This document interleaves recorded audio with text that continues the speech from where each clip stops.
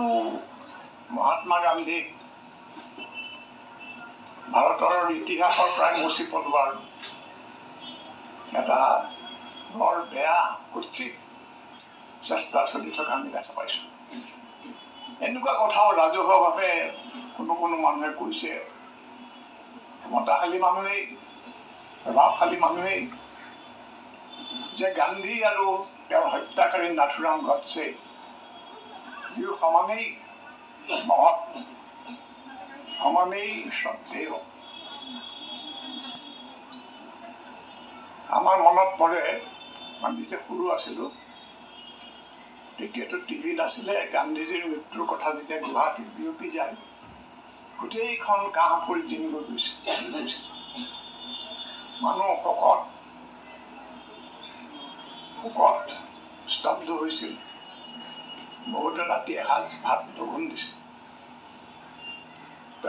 সেই দিনৰ পৰা বহুত দিন বাগৰি গ'ল আৰু নেতাসকল যিমানেই জনসাধাৰণৰ পৰা আঁতৰি আহিল, সিমানেই স্বাভাৱিকতে গান্ধীজীৰ ভাৱমূৰ্তি, তেওঁৰ আদৰ্শ, তেওঁৰ জীৱন মানুহৰ মাজৰ পৰা লাহে লাহে লোপ পাবলৈ ধৰিলে। লগতে এটা মই পৰিসংখ্যা পঢ়িলোঁ যে লোকসভাৰ 57% মানুহেই ভাল ব্যৱসায়ী, কোটিপতি। এই অৱস্থাত ইয়াতকৈ আৰু ব্যতিক্ৰম কি হ'ব পাৰে?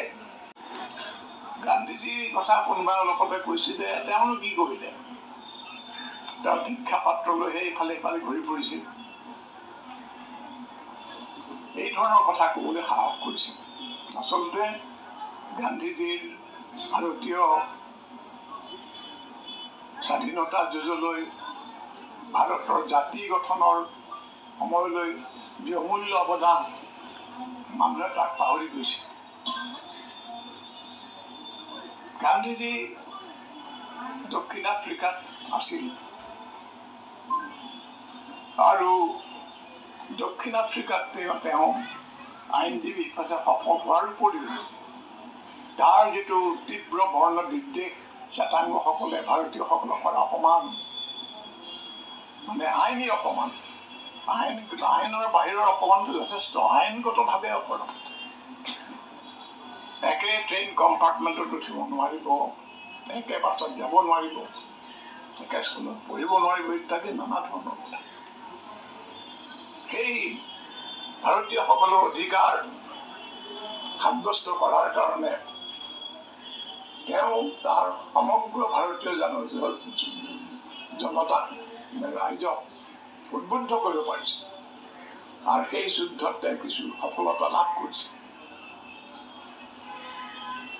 আৰু তেওঁ যেতিয়া ভাৰতলৈ আহিলে, ঘূৰি আহিলে একেবাৰে শেষবাৰৰ কাৰণে, তেতিয়া কংগ্ৰেছ যিটো স্বাধীনতা যুদ্ধৰ মানে তেতিয়া নেতৃত্ব দিছিলে, এই এমুঠি উকিল, ব্যৱসায়ী, এনেকুৱা মানুহৰ হাতত আছিল। তেওঁলোকে বিভিন্ন শাসন সংস্কাৰৰ কাৰণে ব্ৰিটিছ চৰকাৰক আবেদন নিবেদন কৰে।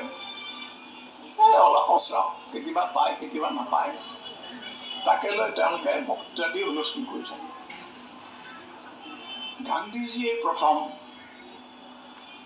ভাৰতৰ গাঁও ভূঁইৰ এইবোৰ ছায়াচ্ছন্ন মানুহ সদায় আন্ধাৰত থাকে, তেওঁলোকক গাঁৱৰ পৰা উলিয়াই আনিছিল ভাৰতৰ স্বাধীনতা আন্দোলনৰ সেনানী হিচাপে। আৰু সেই কোটি কোটি মানুহৰ যদি অংশগ্ৰহণ নহ'লহেঁতেন, ভাৰত কেতিয়াও স্বাধীন হ'ব নোৱাৰিলেহেঁতেন। এমুঠি মানুহে স্বাধীনতা আনিব নোৱাৰে, বাটপটু মানুহে।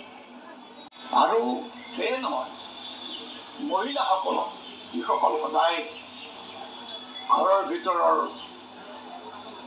মানে অন্ধকাৰ কটাব লগা হৈছিল, যাক কোনো ধৰণৰ সামাজিক কামৰ, ৰাজহুৱা কামৰ দায়িত্ব দিয়া হোৱা নাছিলে, সেই মহিলাসকলকো তেওঁ জানিছিল যে স্বাধীনতা সংগ্ৰাম মহিলা আৰু পুৰুষৰ সমান অংশগ্ৰহণ অবিহনে সম্ভৱ নহ'ব। তেওঁলোকক তেওঁ বাজলৈ উলিয়াই আনিছিল। জ্যোতিপ্ৰসাদৰ ঘৰলৈ জ্যোতিপ্ৰসাদৰ দেউতাকৰ ঘৰ যেতিয়া গান্ধীজী আহিল তেজপুৰত, অলপ দেৰি পিছতে আৰু ৰান্ধনি ঘৰত সোমাল মহিলাসকলৰ আলাপ কৰিবৰ কাৰণে, আৰু তেওঁলোকৰ লগত টুকটাক এইটো কথা পাতি স্বাধীনতা সংগ্ৰামত যে অংশগ্ৰহণ কৰিব লাগে এই কথাটো বুজাইছে। কিন্তু সকলো ঠাইতে তেওঁলোকৰ য'তে আলহী হয়। আৰু তেওঁৰ কাৰণে জীৱনৰ ব্ৰত আছিল হিন্দু মুছলমানৰ সম্প্ৰীতি। এই দুটা মানে সম্প্ৰদায়ৰ সমন্বয় বা মিলন অবিহনে ভাৰত কেতিয়াও স্বাধীন হ'ব নোৱাৰে। পৰিতাপৰ কথা যে পিছত মুছলিম লীগে ব্ৰিটিছৰ ষড়যন্ত্ৰত সহযোগী হৈ গোটেই ঘটনাটোৰ প্ৰতি ভয়ানক কদৰ্য ৰূপ দিলে। ভাৰত বিখণ্ডিত হ'ল, বিখণ্ডিত হোৱাই নহয়, মানে ভয়ানক মানে গণহত্যা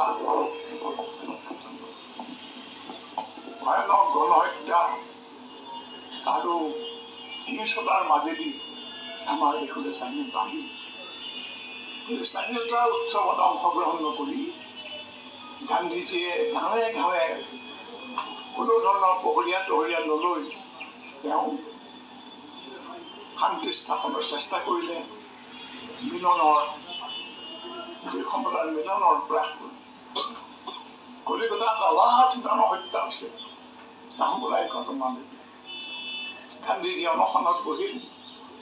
অনশনত বহাৰ পিছত যিবিলাক আপোনালোকে দেখিছে বোলে সেই এটেনবৰৰ সঁচা কথাই এটেনবৰৰ যিখন চিনেমা, গান্ধীজীৰ হাতত অস্ত্ৰ সমৰ্পণ কৰি তেওঁলোকে আজিৰ পৰা হিংসাত আমি নকৰোঁ। এই যিটো তেওঁৰ নৈতিক শক্তি, এই শক্তি কামোৎসৰ্গৰ বাবে আহিছিল, আদৰ্শৰ প্ৰতি কামোৎসৰ্গ। আৰু এইটো আজিও আমাৰ সমস্যা হৈ আছে, কাৰণ সেই নৈতিক শক্তি নেতাসকলে লাহে লাহে হেৰুৱাইছে। মানুহে নাজানে যে স্বাধীনতা সংগ্ৰামত কস্তুৰবাৰো অৱদান কম নাছিল। তেখেতেও বিভিন্ন সময়ত স্বাধীনতা আন্দোলনৰ নেতৃত্ব দিছিল, আৰু বাপু জেলত থকাৰ সময়ত তেওঁ অনুষ্ঠানটো ঘূৰি ধৰিছিল য'ত তেওঁ আছিল। আৰু গান্ধীজীৰ সকলো কথাকে তেওঁ সমৰ্থন জনাইছিল দেশৰ স্বাৰ্থত, জনতাৰ স্বাৰ্থত। গতিকে এই দুগৰাকী ব্যক্তিক বুজিবৰ কাৰণে, জানিবৰ কাৰণে আমাৰ বহুখিনি লাগে।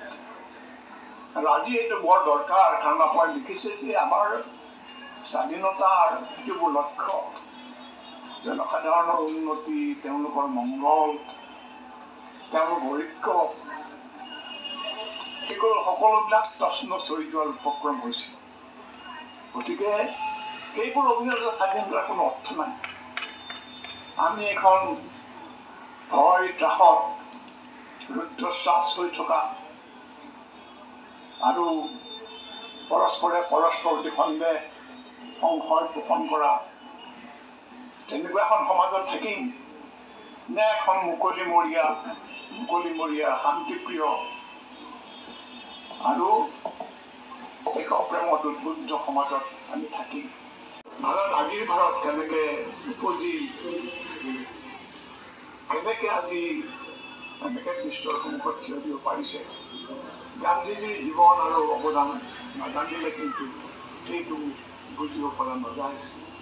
মহৎ যিবোৰ অৱদান, কালজয়ী যিবোৰ অৱদান, সেইবোৰ আমি নিশ্চয় জানিব লাগে, চৰ্চা কৰিব লাগে।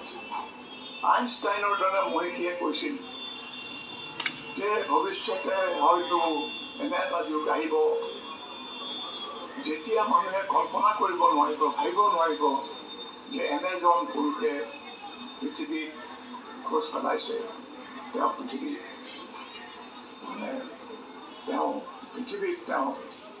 আছিল তেনেকুৱা এজন মানুহ। গতিকে সেই মানুহজনৰ এজন মহান মনীষীয়ে আন এজন মনীষীৰ প্ৰতি এইটো আছে শ্ৰদ্ধা নিবেদন। আৰু আপোনালোকে জানিছে নিশ্চয় যে যদিও মহাত্মাক আগতেই মহাত্মা গান্ধীৰ নাম দিয়া হৈছিল, তথাপি গুৰুদেৱ ৰবীন্দ্ৰনাথ ঠাকুৰদেৱ বুলি কৈছে, বিশ্বকবি ৰবীন্দ্ৰনাথ ঠাকুৰে এই মহাত্মা যিটো শব্দটো এটা বেলেগ মৰ্যাদা দিলে। গতিকে এইজন এজন ভাৰতৰ সুসন্তানেই নহয়, ভাৰতীয় ঐতিহ্যৰ প্ৰকৃত বাহক, ভাৰতৰ স্বাধীনতা সংগ্ৰামৰ অগ্ৰণী নেতা আৰু জনতাৰ বাবে সদায় এটা উজ্জ্বল ভৱিষ্যত, সুন্দৰ সমাজৰ সপোন দেখা থকা এজন মানুহ। আৰু আমি তেওঁৰ স্মৃতি যিমানেই আমাৰ মাজত জীয়াই ৰাখিবলৈ সমৰ্থ হ'ম, সিমানেই আমি প্ৰকৃত ভাৰতীয় নাগৰিক হ'ম, প্ৰকৃত মানুহ হ'ম।